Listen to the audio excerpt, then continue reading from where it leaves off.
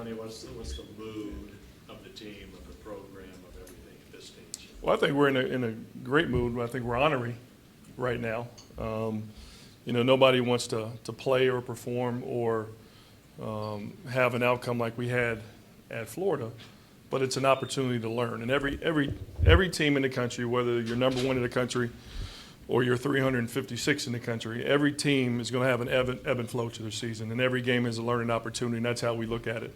And we came in this morning, we had a great film session with the guys, showed them where we did some good things, showed them where we did some things that, cost us in different possessions that could have, changed the way the outcome of the game went. But again, take nothing away from Florida.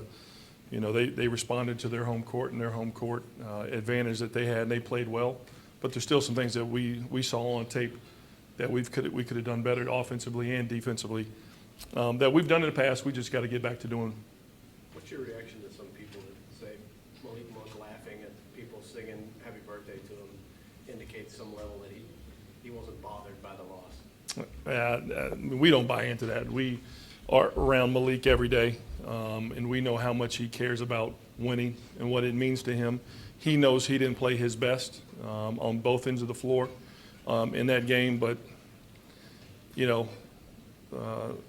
I could see where, not to excuse any of it, but I could see where on your birthday you're on the road and an opposing student section sings you happy birthday. That could throw you off a little bit, but it still didn't take away from how the loss hurt him.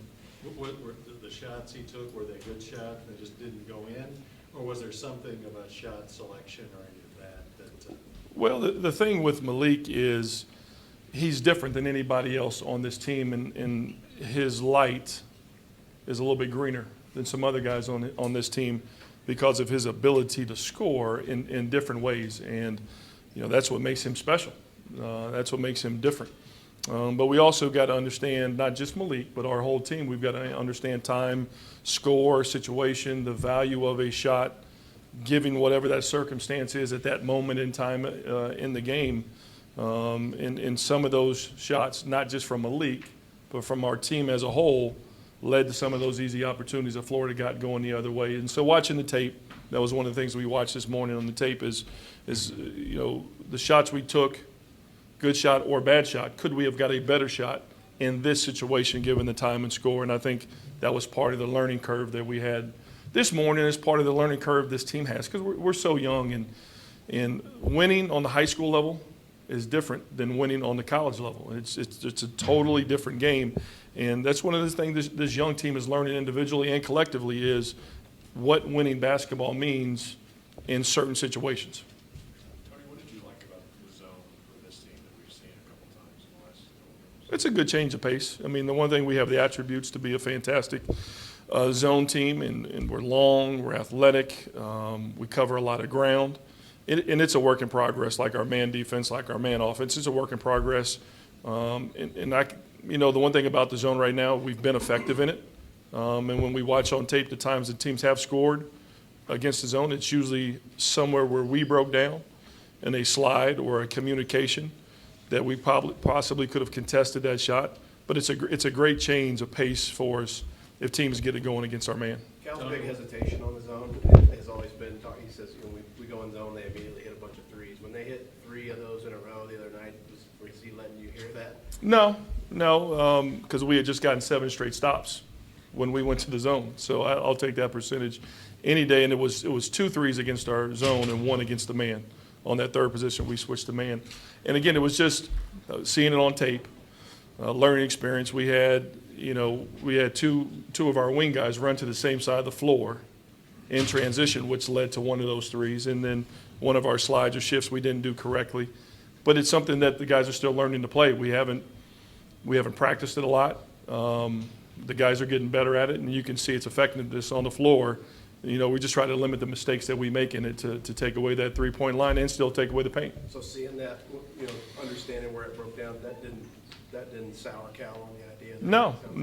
I mean, when you grade the tapes, the last 2 games we played, of the 30 possessions we played we've gotten stops 21 of the 30 times. So I think we would take that percentage any day of the week. And of the 9 times they scored, the majority of the times they scored was a breakdown on our end not so much effective zone offense either way, even though you got to give those guys credits for making those shots. Tony, how much did just effort play into getting beat so badly on the boards? You know, when you go back and watch the tape, it wasn't so much effort. I mean, I thought our guys were going after the glass. A little bit of their spacing offensively led to that, where there was, you know, the 4-out system that they run leaves one guy near the basket. And so now, you know, they got guys flying and they're big on the wing. And, you know, the one thing our guards have got to rebound better. I mean, when you see a guard like Chioza, who's a fantastic player, but he's 5'9", 5'10", 5'11", come up with 9 rebounds. And some of our bigger, more athletic guards don't come up with as many as he did. We got to get better rebounding from our guards, because our bigs are doing a fairly good job of holding it down in there. What areas of improvement are you looking specifically for tomorrow night? I mean, obviously defensively, we've got to play better. Our transition defense, we can't give up as many easy baskets in transition. The layups we gave up, I mean, I think they shot 48%, but if you take away the transition baskets where they got layups, they would have been in the low 40s. And again, a lot of the transition baskets they got were off of the shot we took at the other end, which might have been a good shot, but not the best shot we could have got at that moment that led to breakout. So defense rebounding is always, we want to improve and get better. Tony, after the game in Florida, Cal mentioned cute plays. What does he mean exactly by cute plays, and what leads a player to go cute? Well, I mean, cute is another term for the highlight type play instead of the right play, where I can make this simple pass. It's got to be a look away, or it's got to be a highlight lob pass, or I got an easy layup, but there's a degree of difficulty to it, so I've got to do something else to get that ball to go in. And that's the cute plays that when we don't make those, end up going the other way and are leading to some of the turnovers, where we have been a low turnover team for the majority of the season. But you look in these last 4 losses, we've turned the ball over on unnecessary plays. And a lot of those are those cute plays which lead to turnovers going the other way. And those turnovers, just like you see us converting turnovers at a high rate, that's what other good college teams do. Was Malik pulled from the handshake line at the end of the game? I'm not sure what you're referring There to. were some rumors that as the players were going through handshakes, that somebody had pulled them out of that. Yeah, I can't comment on that because I'm not sure what you're referring to. Is there any reason for the decrease in assists in the last few games? Yeah, I mean, the shots that we're taking, the time and the score, and recognizing situations. You know, we have been a team that has shared the ball all year long, and that's what, you know, Cal's teams have always done. He's gotten his teams really good players to sacrifice for one another, and we've done that all year long. And so the part of the film session this morning was going back and watching some of our recent games where we really guarded and we really shared the ball with each other. And for some reason, these last few games, we haven't, but now it's been addressed, and that's, you know, one of the things we look to improve. LSU's a team that's really been struggling lately. How important will it be for this team to come out tomorrow night and really kind of get their confidence back up by playing well? Yeah, I mean, I don't think our confidence is ever rattled. We just want to put together a complete performance. But give teams credit for how they're playing us. I mean, that's, you know, it's a big part of where our struggles have been. Teams like we do, we're going to watch tape. You're going to be scouted. We're going to scout our opponents. And we're going to try to make you play away from your strengths and play to your weaknesses. That's what teams are doing to us. And so, again, showing the guys on tape, hopefully we'll improve that. But LSU is a team they've got size, they've got talent at the guard position. They've struggled in the win-loss column, but when you watch them on tape preparing for them, they're a team that's quite capable. And so for any game, we're not worried about the opponent. We want to worry about us. But LSU is more than a capable team to come in here and give us a game. Tony, under the normal timetable, how long does it take the typical player to get a good feel for time and score, when to do something and when not? Well, I'd like to say over the course of a career, but around here, a career is not very long.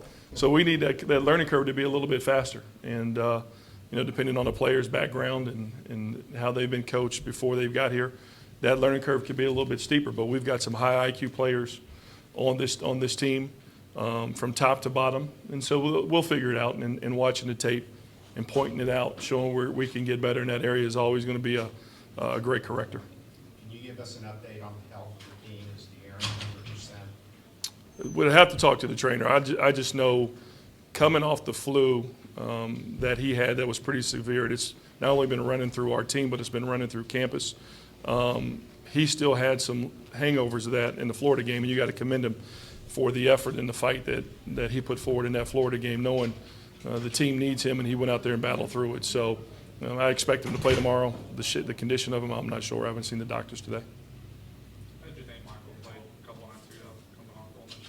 So he played well. Again, short practice time. He's been gone for, it seems like, a couple months with the illness. But what he did in that game, going 2 for 4 from the 3, is what we need from him. He's got to be a guy that spaces the floor, that hopefully opens up the driving and attack lanes for Malik and De'Aaron and Isaiah, and he did that in that game. And Cal gave you credit for the zone, and you're a Cal guy, you played for Cal, he's adverse to zones. So how did you become a zone? He's not adverse to zones. He just likes to say that. He just likes the accountability of man-to-man, and he's liked what he sees out of the zone and how it can change the pace of a game. If a team gets it going like Florida did, it helped us get back in the game, getting 7 straight stops in the zone. So it's something that we'll use from time to time, but we're a man-to-man team, and he's a man-to-man coach, and that's what his identity has always been for a long time, and he's had a lot of success with it. Time for one more, guys. Or win it there. Thanks. Thank